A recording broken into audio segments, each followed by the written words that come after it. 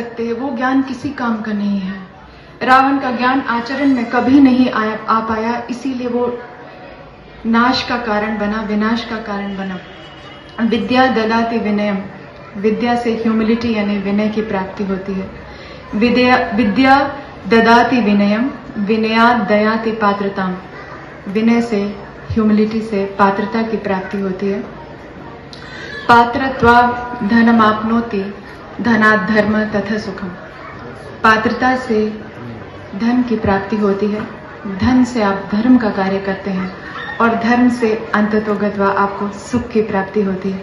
क्योंकि इस विश्व का जो भी जीव है वो हर अपनी कोशिश से कुछ बनने का प्रयास करता है, लेकिन उसका अंतिम गंतव्य, उसका अंतिम लक्ष्य केवल सुख की प्राप्ति है। और आपने यहाँ कहा, जो जितने भी कार्यक्रम आपने यहाँ पर प्रस्तुत किए उसमें वसुधैव कुटुंबकम, ये सभी के सुख की कामना जो कि भारत हमेशा करता आया, हमारे ऋषि मुनि करते आए हैं, वही वास्तविक ज्ञान है जो परोपकार और विनम्रता में परिवर्तित नहीं होता।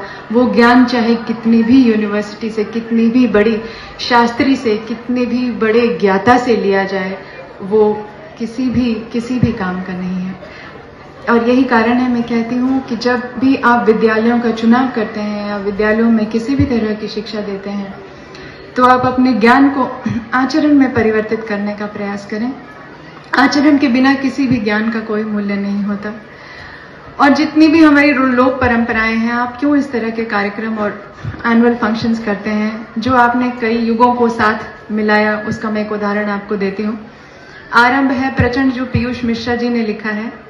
उसी महाभारत में आपने एक और चीज कही कि जब भी नारी का अपमान होता है या उसे ताकत के आधार पर प्राप्त करने का प्रयास किया जाता है तो सिर्फ मुट्ठी में राख आती है। ये चंदबरदाई जी पृथ्वीराज रासों में लिखते हैं, मानुष प्रेम भयो वैकुंठी, मनुष्य का जो प्रेम है वो वैकुंठ के समान है, ना ही तो है छार भर मुट्ठी, नहीं तो वो सिर्फ मुट्ठी भर राख है। तो आपने चंदबरदाई की पृथ्वीराज रासों से लेकर पीयूष मिश्रा तक यहाँ पर जोड़ा। साथ में सुभद्रा कुमारी चौहान, जिनकी एक प्रस्तुति आपने यहाँ की, जिनकी कविता है खूब लड़ी मर्दानी, उसमें वो कहते हैं मर्दानों में, ये यहाँ पर कहा गया और उसकी इतनी विहंगम प्रस्तुति यहाँ पर आपने दी। रानी लक्ष्मीबाई के साथ जिन्होंने युद्ध किया था, जनरल रोज, उन्होंने अपनी आत्मकथा में सिर्फ 2 ही भारतीय महिलाओं का जिक्र किया है और उनमें लक्ष्मीबाई का जिक्र आता है। वो कहते हैं कि ऐसी योद्धा उन्होंने अपने पूरे युद्ध के इतिहास में नहीं देखी है। तो लक्ष्मीबाई का लोहा सिर्फ भारतीयों ने नहीं, सिर्फ हमारे स्वतंत्रता संग्राम की पुस्तकों ने नहीं, बल्कि विदेश में और पाश्चात्य देशों ने भी उनके लोहे को पूरी तरह से माना है। ऐसी संस्कृति जिससे हमने जन्म लिया, उसको हमने आत्मसात किया और उसकी परंपरा को हम हमेशा यहाँ कायम रखते हैं। यही कारण है कि आप वार्षिकोत्सव और इस तरह के कार्यक्रम इन स्कूल्स में रखते हैं, बच्चों को ज्ञान को रस में परिवर्तित करने के लिए। अब भाषा, यहाँ पर कुछ लोगों ने कोशिश की मेरे दक्षिण भारत की भाषा में बात करने की। भाषा का एक बहुत ही खूबसूरत उदाहरण आपको मैं देना चाहती हूँ, जो मेरा अपना ही जीवन है। जैसे कि इन्होंने बार बार कहा कि मैं केरल से ताल्लुक रखती हूँ और दक्षिण भारतीय हूँ, और यहाँ पर उन्होंने मेरी भाषा को बोलने का प्रयास किया। मेरी ये भाषा जो है, जो हिंदी है, वो केरल में नहीं बोली जाती और ना ही मेरे माता पिता इतनी अच्छी हिंदी बोल पाते हैं। तो आज इस भाषा को जो मैं बोल पा रही हूँ, इसका पुण्यदान मुझे मेरे शिक्षकों ने दिया है। उन्होंने ही मुझे सिखाया है। गुफ्तगू तूने सिखाई है कि मैं तो गूंगा था, अब जो बोलूंगा तो बातों में असर भी दे दे। इस प्रार्थना के साथ जो बुल्ले शाह भगवान को कहते हैं कि जब भी मैं भाषा को बोलता हूँ या अपने शब्द को अभिव्यक्त करता हूँ तो वो हृदय को चीरे, आत्मा को चीर दे, इस तरह की भाषा का मैं प्रयोग करूँ। तो बहुत योगदान है शिक्षकों का विद्या में, ज्ञान में, भाषा में। और आप अपनी इस ट्रांसफॉर्मेटिव पावर जो एक टीचर में होती है उसको पहचाने। और ठाकुर साहब बार बार बोल रहे थे कि छोटी सी जगह है, छोटी सी जगह है। जगह छोटी और बड़ी नहीं होती, लोग बड़े होते हैं।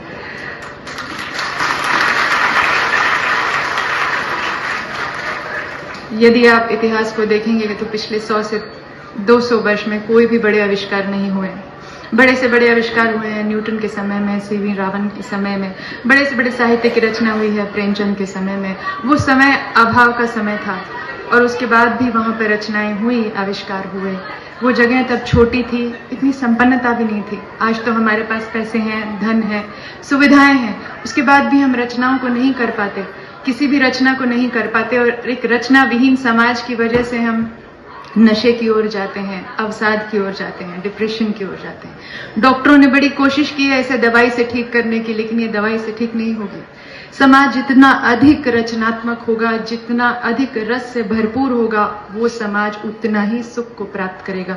आपको ये भी बता दूं, बहुत कम लोगों को पता होगा कि जो नाट्यशास्त्र है विश्व का, उसका उद्गम क्षेत्र भी भारत ही है। भरत मुनि के नव रसों में, जिसमें नृत्य और संगीत और नव तरह के भाव जो हैं, वो भारत ही उसका उद्गम है। हॉलीवुड ने आज एकेडमी अवार्ड्स को, जिसको ऑस्कर कहते हैं, भारत के इस विश्व के नृत्य और कला क्षेत्र में सबसे बड़ा माना है। लेकिन आपको ये सुनकर न केवल गर्व होगा, बल्कि आपको अपनी विरासत का ज्ञान होगा कि इस पूरे रस और भाव का उद्गम स्थान भारत ही है। और हम बहुत कृपा पात्र हैं इस तरह की धरती में जन्म लेने के लिए, जिन्होंने आविष्कार से लेकर रचना में सबसे अव्वल स्थान प्राप्त किया है।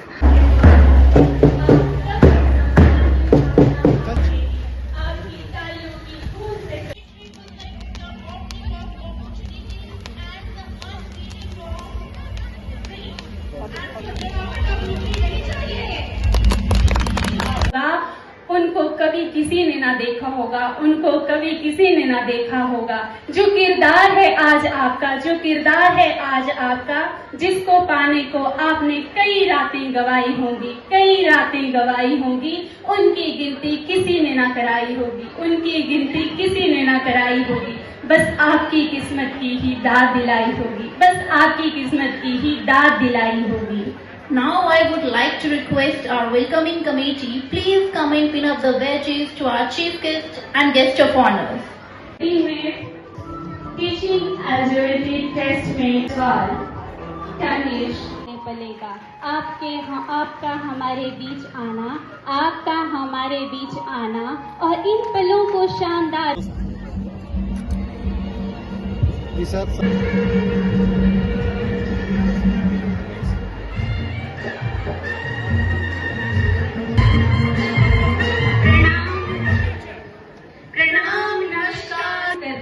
आपकी मेहनत की हम तारीफ करते हैं, आपकी मेहनत की हम तारीफ